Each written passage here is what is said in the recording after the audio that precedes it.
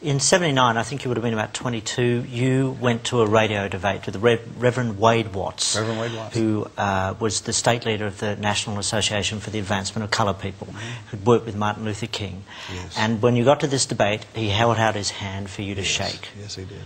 Did you hesitate? He caught me off guard. See, I'm expecting this black militant to come in with a great big afro this big and an African dashiki on with bones hanging around it and a button on that says, "I hate honkies," and "death to crackers," you know, all that stuff. And I figured he'd have on a You black... seriously thought Yeah, that? that's what I thought. And I thought he'd come in there carrying a boom box blaring out the theme from Shaft. I figured he'd flash a switchblade at me and go, "Black is beautiful, honky. I'm going to kill all you white devils," you know. That's what I thought I was going to see. And so when the door opened up and in came Reverend Wade Watts, and he's wearing a suit and a tie, and he's carrying a Bible, and he walks up and he puts his hand out to me. He goes, "Hello there, Mr. Clary. I'm Reverend Wade Watts. I just want to tell you I love you and Jesus loves you." And I mean, I'm shocked, you know. And then he puts his hand out, and I'm shaking his hand without thinking, because this wasn't what I was expecting. Then I realized I just broke a Klan rule, and I jerked my hand back, you know. And I started looking at my hand, which he saw that, and that was met as an insult. The Klan rule book says the physical touch of a non-white is pollution. And I thought, I just shook hands with a black person, and he sees me looking at my hand. He goes, "Don't worry, Johnny, it don't come off." and you know, I start calling him names. I go, "You no good, sorry, bleep, bleep, bleep, you mother this, you that." And he looked at me and he goes, "God bless you, Johnny." He says, "You can't do enough to me to make me hate you. I'm going to love you, and I'm going to pray for you whether you like it or not." And I didn't know how to deal with that. I had never had that happen to me before. A few years later, you burnt down his church, didn't you? Set fire to his church. See, what happened was we started off going by his house, calling him names. We got no response. Threw trash all over his lawn. Got no response.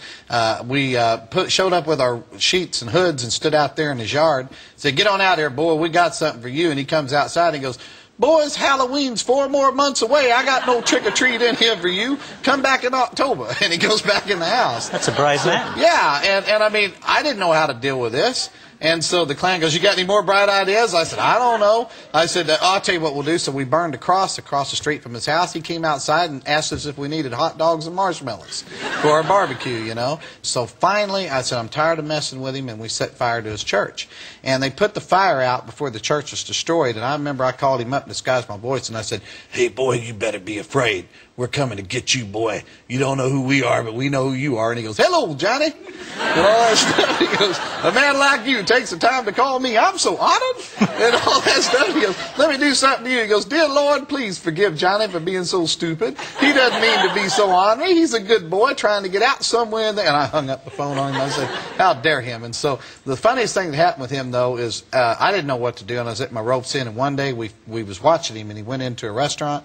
So we got a bunch of us together, and about 30 of us went in there and surrounded him, and he had this chicken there on the table at the restaurant. And I walked up and I said, "Hey, boy, this restaurant's for white people only. We don't want you here." I said, "So I'm going to make you a promise." I said, "I promise you we're going to do the same thing to you that you do to that chicken. So you think real hard before you touch that chicken." So he looked at me and looked at the Klan, then he picked up the chicken and he kissed it. And when he kissed the chicken, the whole restaurant acted just like y'all did. They all start laughing, you know, and everything.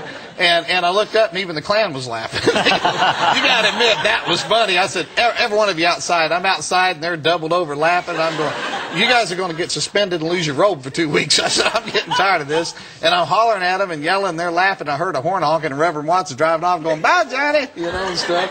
And that's how he chose. That's how one old black, we never bothered him again, and that's how one old black man defeated the entire Ku Klux Klan, because he used this instead of brawn. And he used this too, a very brave man. Heart, yeah.